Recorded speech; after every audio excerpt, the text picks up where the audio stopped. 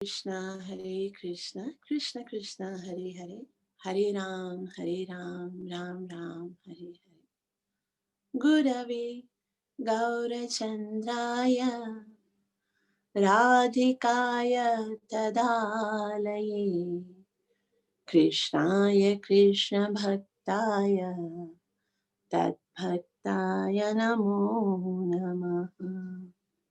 जय श्री कृष्ण चैतन्य प्रभु नित्यानंद श्री अद्वैत गदाधर श्रीवासदि गौर भक्त वृंदा गौरंग गौरंग गौरंग गौरंग गौरंग गौरांग गौरंग। हरे कृष्ण कृष्ण कृष्ण हरे हरे हरे राम राम राम हरे हरे। ग्रंथ आज श्रीमद् भागवतम महापुराण की जय। तो हम सब के लिए बहुत बड़ी खुशी की बात है कि आज गजेंद्र स्तुति का अंतिम श्लोक हम पढ़ रहे हैं, यानी हमारा 8वें स्कंद के तीसरे अध्याय का ये जो तीसरा जो अध्याय है वो पूरा हम पढ़ चुके हैं और आप में से बहुत सारे भक्तों ने इसको पढ़ना सीखा भी है। ऐसा कहा जाता है कि श्रीमद् भागवतम का यदि एक भी श्लोक हम सीखते हैं, एक भी यदि श्लोक हम उच्चारण करते हैं,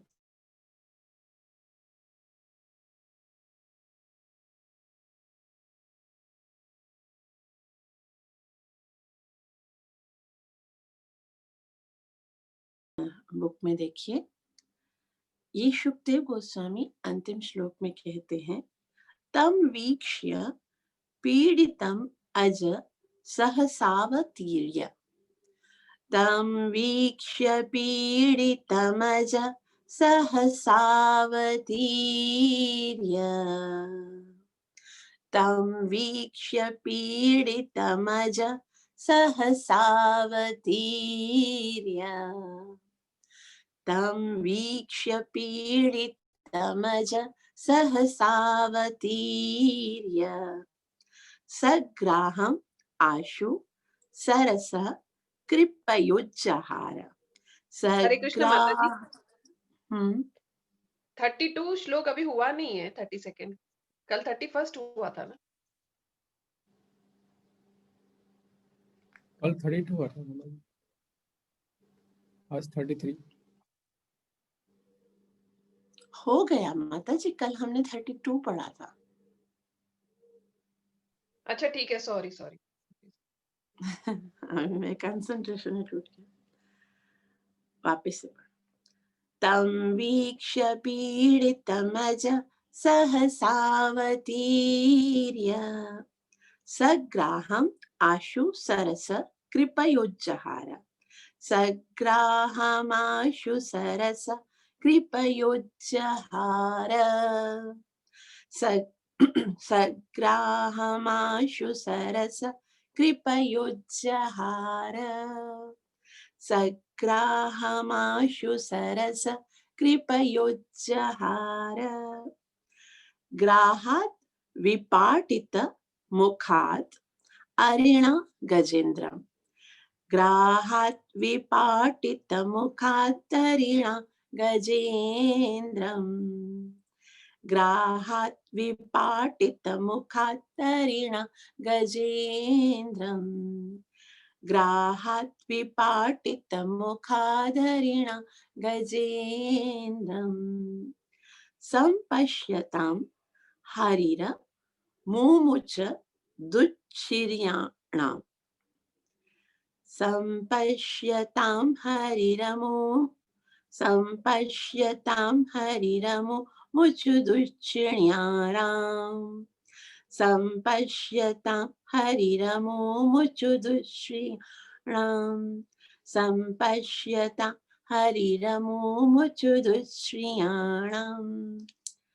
तो इसमें जैसे ही कल हमने देखा कि भगवान ऊपर से आ रहे हैं, अभी दूर से दिख रहे हैं। तो गजेंद्र ने क्या किया, एक कमल का फूल निकाला और भगवान को दूर से ही देख के, अपनी आर्त दशा थी उनकी, वो आगे नहीं बढ़ सका भगवान के स्वागत के लिए, लेकिन वो एक कमल का फूल लेकर भगवान को समर्पित करने का प्रयास कर रहा था कि बस मेरे पास आपको देने के लिए कुछ नहीं है, आप इतने अनुकंपा की आपने मुझे, इतने शूद्र से जीव के लिए आप अपना वैकुंठ छोड़कर आप यहाँ पर आए हैं। तो गजेंद्र ने भगवान को जैसे ही, वो दूर थे तो भगवान को लगा कि गजेंद्र इतना दूर से मुझे कैसे देंगे।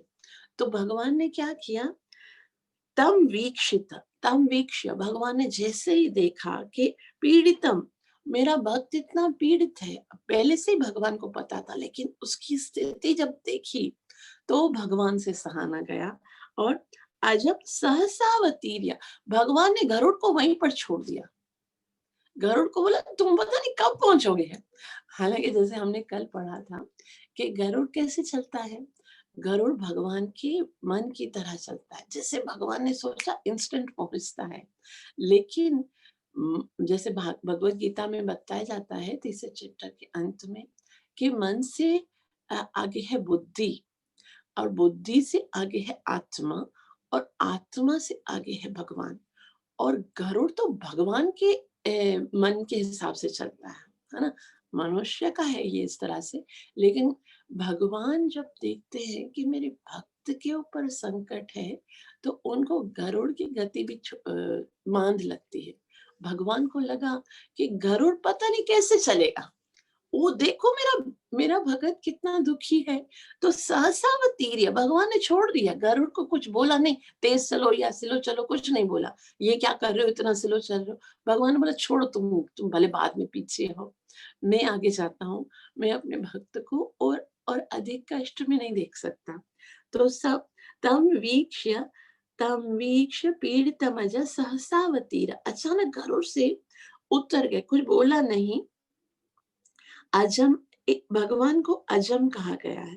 भगवान जो है वो अजन्मा है, उनका कभी जन्म नहीं होता। अवतीर्य मतलब नीचे उतरते हैं, जैसे हमेशा भगवान पृथ्वी का भी बोझ हल्का करने के लिए, राक्षसों का संहार करने के लिए, धर्म की स्थापना करने के लिए अवतीर्ण होते ना, तो वो भी उनको तो अवतार लेना होता है।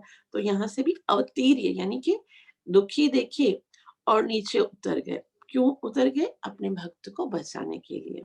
और सग्राहम आशु सरस कृपयोज्जहार, पहले तो उन्होंने क्या किया, सग्राहम आशु, जो ग्राह जिसने भगवान उसको पकड़ा हुआ था, उसको सग्राम, घड़ियाल को, घड़ियाल से पहले भगवान ने सोचा पहले मैं हाथी को निकालूं तो सही, बाद में जो करना होगा, पहले मैं अपने भक्त को, जैसे ही भगवान ने क्या क्या किया, हाथी को निकालने का प्रयास किया, लेकिन ये ग्राह जो था उसने घड़ियाल को इतना, घड़ियाल ने इतना तेज से उस हाथी के पैर को पूरा दांतों में दबोचा हुआ था ना, कि भगवान हाथी को निकाल रहे थे तो उसके पीछे पीछे जो मगरमच्छ है वो भी निकला। सग्राहम, हो भगवान देख रहे हैं कि मैं हाथी को बचाऊं, लेकिन अब भक्त के चरण जिसने पकड़ लिए हैं, भले भगवान जो भी करे, लेकिन अब भक्त के चरण कभी नहीं छोड़ना। देखो ये इस मगरमच्छ से सीखना चाहिए। सग्राहम, भले भगवान अपने भक्त को बचाने, मैं थोड़ी पीछे जाऊंगा, भले तुम अपने भक्त को बचाओ, मैं तो उसके चरण पकड़े पकड़े पीछे आऊंगा। तो सग्राहम यानी घड़ियाल सहत, आशु का मतलब इंस्टेंट, उसी टाइम पर, सरसा, सरसा मतलब जल से, उज्जहार बाहर निकल दिया। अब भगवान हाथी को निकाल रहे थे, लेकिन उसको, उसके पैर को पकड़े पकड़े वो ग्राह भी बाहर निकल गया। तो तभी है ना, भगवान ने सोचा अब मैं, मुझे तो अपने भक्त को बचाना है, तो उसकी पीड़ा को बाद में मोक्ष जब दूंगा तब, लेकिन इसके पहले इसकी पीड़ा तो खत्म करो। तो भगवान कहते हैं, सुखदेव गोस्वामी कहते हैं, ग्राहात् विपाटितमुखात् अरिणागजे, ग्राहात्, ग्राहात् म्यूट कर दीजिए दीपा। ग्राहक के विपाट मतलब भगवान ने सबसे पहले अपने सुदर्शन चक्र से उस ग्राहक के मुख को काट दिया। विपाटिता मतलब अलग कर दिया। भगवान जो है वो सुदर्शन चक्र इतना तेज चलता है और सुदर्शन चक्र से पहले मगरमच्छ की गर्दन को काट रहे थे और भगवान इतना ध्यान से देख रहे थे। जैसे यहाँ पे क्या लिखा हुआ है, संपश्यता। संपश्यताम का मतलब है तो भगवान इतना ध्यान से देख रहे थे कि कहीं ये सुदर्शन चक्र कोई गलती न कर दे, क्योंकि ये जो मगरमच्छ है उसने मेरे मेरे भक्त के पैर को पकड़ा हुआ है, कहीं ऐसा ना हो उसके पैर को ना चोट लग जाए। तो संपश्यता, तो भगवान भगवान क्या करते हैं, ग्राह द्विपाटित मुखात, ग्राह के मुख को अलग कर दिया, क्योंकि छोड़ नहीं रहे थे ना, निकलेगा तो उसकी जान निकल जाएगी तो वो छूट जाएगा। अरिणा कहते हैं चक्र को, भगवान ने अपने चक्र से उस मगरमच्छ के गर्दन को काट दिया। और संपश्यता वो देख रहे थे, हरिराम मुमुच यानी उस गजेंद्र को, मुमुचित मतलब अब भगवान उसको उससे छुड़ाए, उचित मतलब सही तरीके से उसको बचाए। और उस श्रेण्याणाम सारे देवी देवता सब देख रहे हैं उनको, सारे देवी देवता जो हैं वो तो हक्का भक्का हो गए कि भगवान इतनी तीव्रता दिखा रहे हैं एक हाथी को बचाने के लिए, है ना। भगवान को देखिए, भगवान को एक हाथी तो कितना शुद्र जीव होता है, उसको बचाने के लिए भगवान को आने की जरूरत थी क्या? वहीं से भगवान संकल्प करके तो भगवान उनको बचा सकते थे। लेकिन भगवान को जब कोई पुकारता है तो भगवान जो है वो अपने ऐश्वर्य को भूल जाते हैं, बस मुझे जाना है बचाने के लिए। इतनी भगवान के अंदर इतनी करुणा है, इतना प्रेम है भगवान के अंदर, हम उसको सोच भी नहीं सकते। संसार का सारा प्रेम एक तरफ और भगवान जो है उस सारे भगवान के प्रेम के समुद्र के सामने वो सारा प्रेम एक बूंद के बराबर भी नहीं है। तो कितना ज्यादा भगवान अपने भक्त से प्रेम करते होंगे। तो ऐसा बताया जाता है कि जब कोई बड़ा व्यक्ति कोई कार्य करने के लिए स्वयं से उठता है तो बल, और अगर वो किसी को कुछ बोलता नहीं है तो इसका मतलब है वो दूसरों से रुष्ट है। जैसे सिंपल, जैसे हमने कल पढ़ा था कि अगर मंदिर में बहुत कचरा है और अगर कोई सीनियर डिवोटी, कोई सन्यासी झाड़ू उठा के निकालता है, किसी को कुछ बोलता नहीं है, तो फिर इससे समझना चाहिए, भले वो कुछ बोले नहीं, लेकिन दूसरों को तो ऐसा फ़ील होना चाहिए ना कि भई ये रुष्ट है, नाराज़ है, और उनको क्या करना चाहिए? उनको ये करना चाहिए कि छोड़िए प्रभु, हम करते हैं, सॉरी, क्षमा कीजिए, हम करते हैं ना, उनको उनको बोलना चाहिए आप बैठिए, ये हमारा काम है। बड़ा सन्यासी अगर झाड़ू निकालता है, छोटा-सा काम करता है, तो ऐसे लगेगा ना कि नहीं, उनको हम कैसे करने के लिए दें, वो रुष्ट हो गए। लेकिन गजेंद्र, जब गजेंद्र को बचाने के लिए भगवान आ रहे हैं, सारे देवी देवता देख रहे हैं और उनको लग रहा है कि भाई भगवान आ रहे हैं इस कार्य के लिए, तो फिर उनको कहना चाहिए ना था, प्रभु आप भगवान बैठिए, हम बचा के आते हैं, ये मगरमच्छ को मारना तो कोई बड़ी बात थोड़ी है, हम बचा के। लेकिन देवता तो बस देख रहे थे, एकदम हक्का बक्का हो गए, वो बोल नहीं पाए कि मतलब हम बचा रहे हैं, हम कर रहे हैं, वो बस भगवान की इस प्रेम को देख रहे थे कि कितना भगवान अपने भक्तों से प्रेम कर रहे हैं, कितना भगवान के वात्सल्य को देख रहे थे। भगवान को भगवान का नीचे उतरना, सरोवर के अंदर से पहले गजेंद्र को निकालना, फिर उसका मुख काटना, फिर भगवान अपने हस्त कर कमल से, कर कमल से उस गजेंद्र को सहलाते हैं। और जैसे ही भगवान ने मगरमच्छ को मारा तो माना हाथी को ऐसे लगा, उसमें से क्या हुआ, उसमें से एक दिव्य पुरुष निकला और आगे विमान में बैठकर चला गया।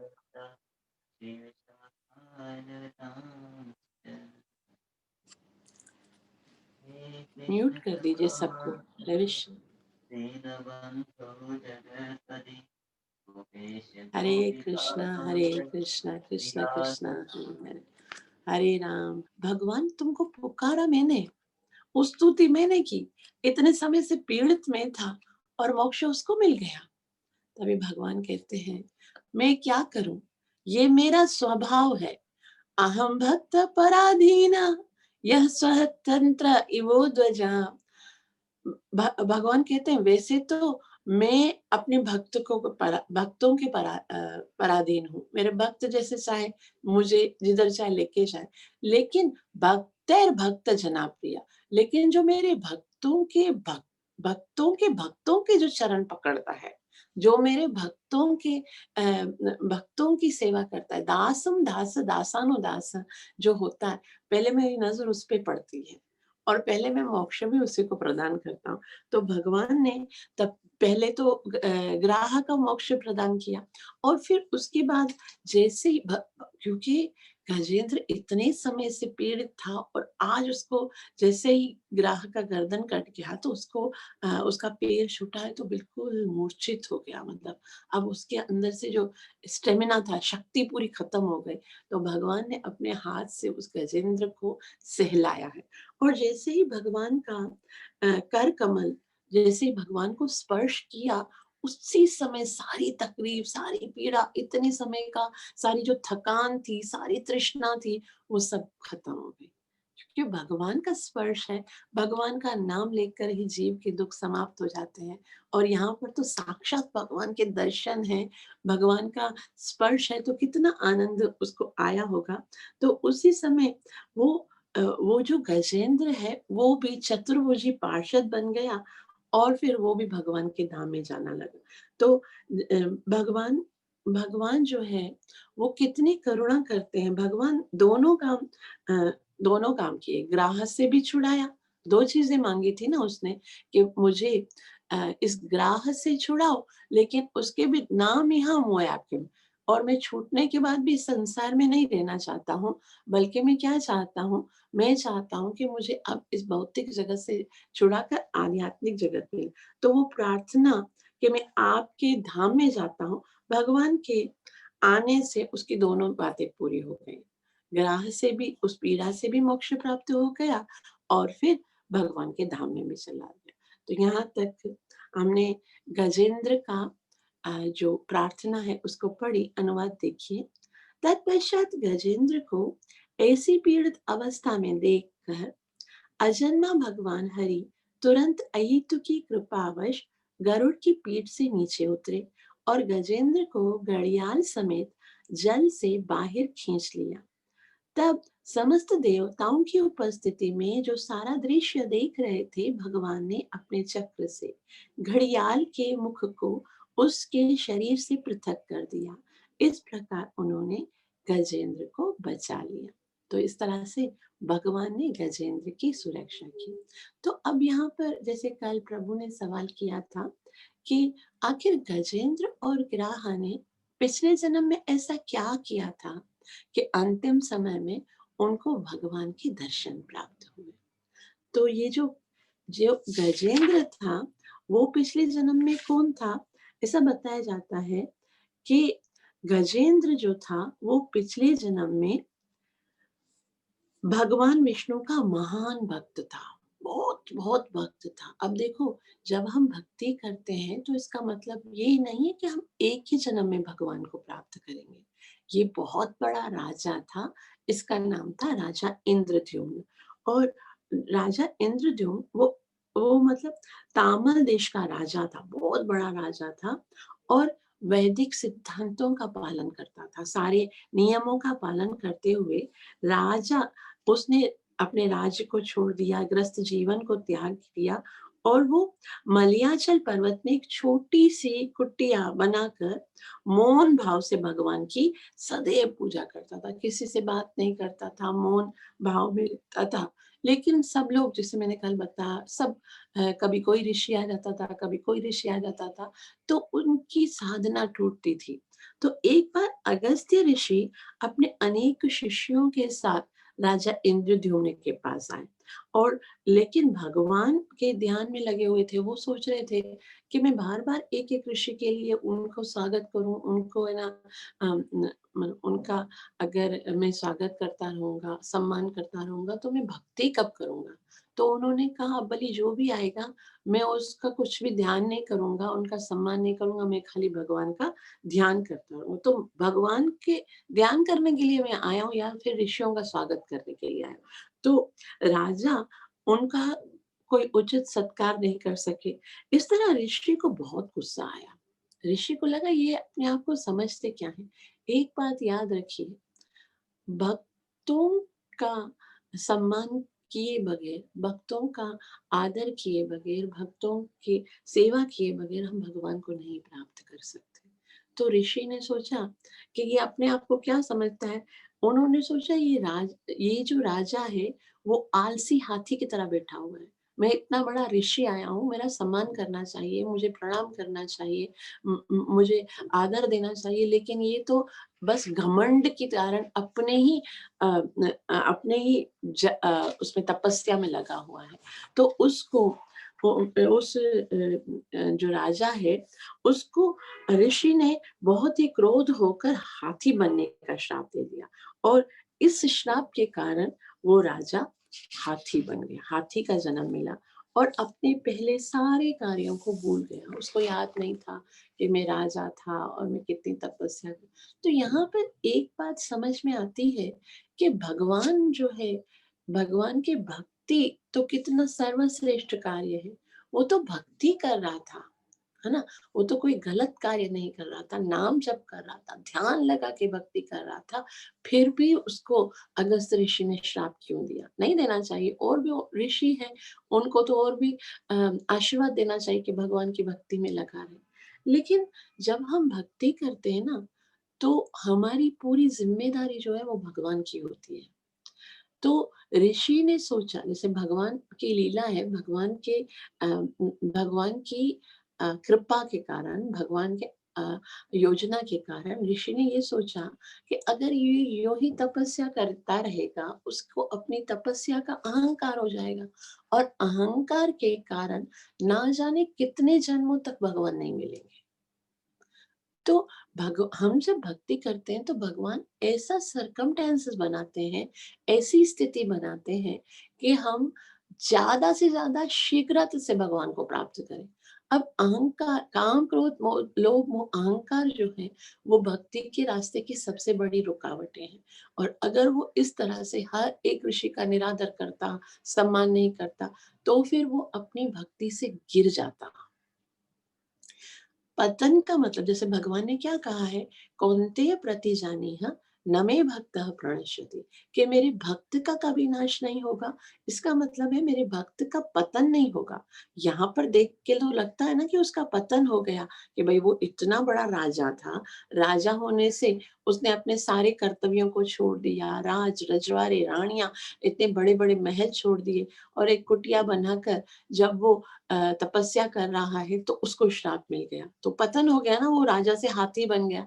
लेकिन पतन जो है केवल शरीर का हुआ और भगवान ने हाथी के शरीर में, एक ही शरीर में उसको पहले तो, क्योंकि अभिमान था उसको राजा का, तो ऐसा राजा बनाया गजेंद्र कि उसको वो जो इसकी इच्छा थी कि सब लोग जो है वो मेरे अंडर में रहें, वो इच्छा उसकी पूरी हुई। मन के अंदर किसी सूक्ष्म अ, अगर जगह पर भी अगर कोई सूक्ष्म रीति से भी कोई इच्छा होती है, तो भगवान उसको भी पूरा करते हैं, क्योंकि जब तक सिर्फ और सिर्फ भगवत प्राप्ति की इच्छा हृदय में नहीं होगी, श्रीला प्रभुपाद जी कहते हैं कोई भी इच्छा यदि हृदय में है तो फिर भगवान के धाम नहीं जा सकेंगे। तो पहले भगवान ने उसको इतना मतलब इतनी शक्ति प्रदान की, उसके बाद भगवान ने ये दिखाया कि देखो, इतनी बड़े शक्तिमान होने के बाद भी एक ग्राह से भी तुम अपने आप को नहीं छुड़ा सकते।